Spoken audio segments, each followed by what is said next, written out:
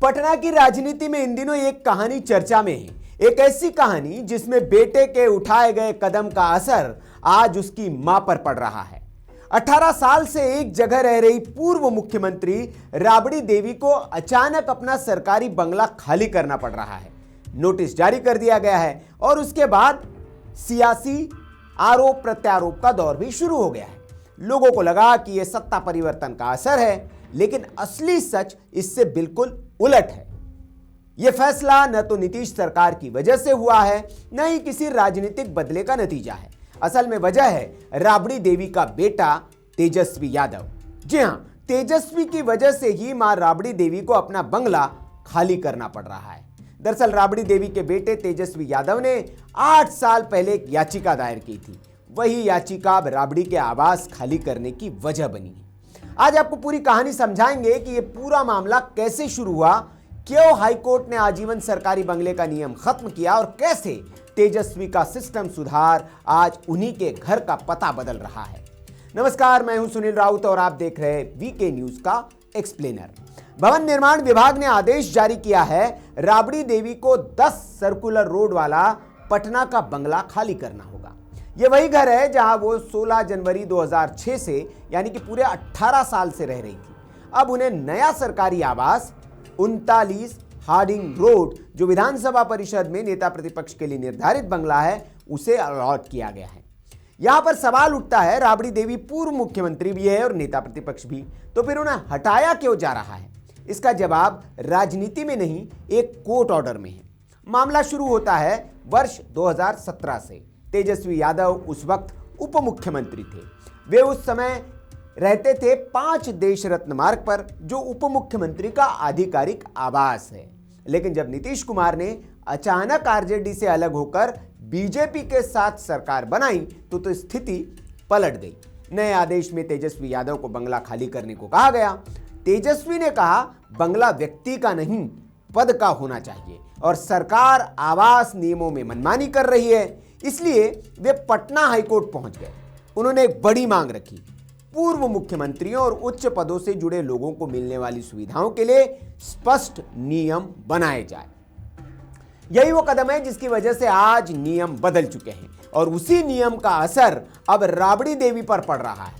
High court ने भवन निर्माण विभाग से विस्तृत रिपोर्ट मांगी। रिपोर्ट में चौंकाने वाली बात सामने आई। 2010 में नियम बदले गए और उसके बाद राबड़ी देवी, लालू यादव, जीतन राम मांझी, जगन्नाथ मिश्रा, सतीश प्रसाद सिंह समेत कई पूर्व मुख्यमंत्रियों को आजीवन सरकारी बंगला, सुरक्षा, स्टाफ दिया जा रहा था। कोर्ट इस व्यवस्था से पूरी तरह असहमत हुआ। कोर्ट की राय थी कि अधिकार पद से जुड़े होते हैं, व्यक्ति से नहीं। यही वह बिंदु था जिसने बिहार की आवास व्यवस्था की नींव हिला दी। 19 फरवरी 2019 ऐतिहासिक दिन पटना हाईकोर्ट ने फैसला सुनाया, आजीवन बंगला देने की व्यवस्था असंवैधानिक है। पूर्व मुख्यमंत्रियों को पद छोड़ने के बाद स्थायी आवास नहीं मिलेगा। सरकारी बंगला सिर्फ पद के हिसाब से मिलेगा। तेजस्वी यादव को तुरंत आवास खाली करने का आदेश दिया गया।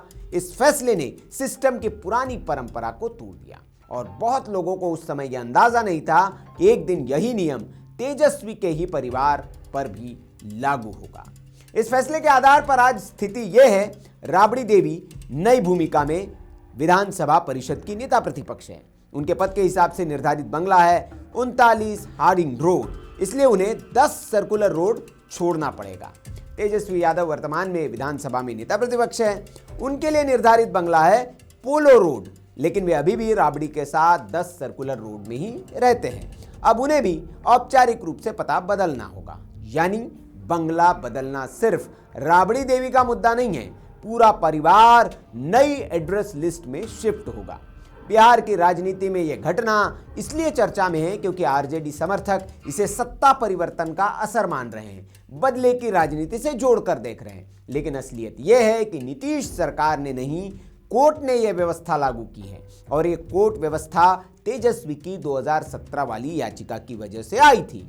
ये एक रेयर स्थिति है जहां एक नेता की ओर से मांगा गया सिस्टम सुधार आज उसी नेता के परिवार के लिए कड़ा नियम बन गया है। इसे राजनीति की विडंबना कहना गलत नहीं होगा। यह पहली बार नहीं है कि अदालत ने नेताओं के आजीवन बंगले खत्म किए हो। उत्तर प्रदेश में भी 2018 में सुप्रीम कोर्ट ने यह व्यवस्था खारिज की। राजस्थान, मध्य प्रदेश, हिमाचल जैसी जगहों पर भी नियम बदले गए। क्यों? क्योंकि अदालत का स्पष्ट मत है, सरकारी संपत्ति पद से जुड़ी है, व्यक्ति से नहीं। यही तर्क बिहार पर भी लागू हुआ। राबड़ी देवी का बंगला बदलना न सिर्फ एक प्रशासनिक आदेश है, बल्कि बिहार की राजनीति में एक बेहद दिलचस्प मोड़ है। एक तरफ तेजस्वी यादव ने एक समय सिस्टम सुधार की मांग की, दूसरी तरफ वही सिस्टम सुधार आज उनके अपने घर पर लागू हो रहा है। कहानी का सार यही है, राजनीति में फैसले समय देख कर लिए जाते हैं, लेकिन उनके असर समय बदलने के बाद भी लौटकर सामने आते हैं और कई बार वो असर हमारे अपने घर के दहलीज पर भी खड़ा होता है और ये उदाहरण उसी का ताजा नतीजा है। अगर हम कहें तो तेजस्वी यादव ने कोर्ट जाकर न सिर्फ अपने राहत के लिए वो कोर्ट गए थे, लेकिन राहत तो नहीं मिली, उन्हें मुसीबत मिल गई। उनका बंगला तो तभी चला गया था, अब माताजी का बंगला भी जाने वाला है।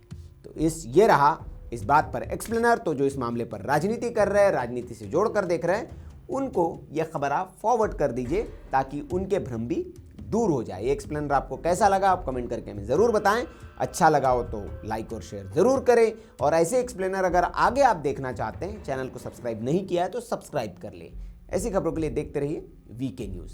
नमस्कार। वीके न्यूज़, राष्ट्र के नाम।